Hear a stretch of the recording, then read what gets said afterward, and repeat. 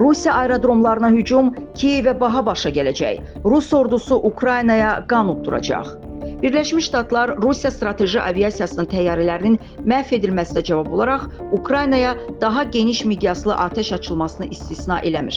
Təhlükəsizlik xidmətinin infrastrukturu zərbə altına düşə bilər. Report xəbər verir ki, bu barədə Reuters agentliyi Amerikalı rəsmilərə istinadən yazıb. Agentliyin mənbələrindən biri qeyd edib ki, hücumun dəqiq vaxtı bəlli deyil, lakin bu yaxın günlərdə olacaq.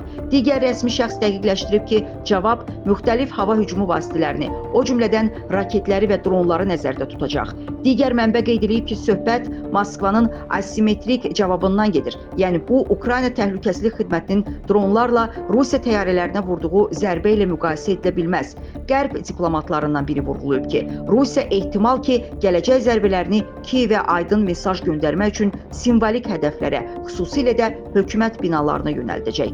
Digər yüksək rütbəli diplomat hücumun kütləvi, amansız və fasiləsiz olacağını gözləyir. Rusiyanın və Ukraynanın Vaşinqtondakı səfirlikləri, eləcə də Ağ Ev bu barədə agentliyə şərh verməkdən imtina ediblər. Xatırladaq ki, iyunun 1-də Rusiya Müdafiə Nazirliyi Murmansk, İrkutsk, İvanova, Rizan və Amur vilayətlərindəki aerodromlara Ukrayna dronlarının hücumları barədə məlumat vermişdi. Bu, Rusiya ərazisinin dərinliyindəki hərbi infrastruktura ən böyük hücum olub.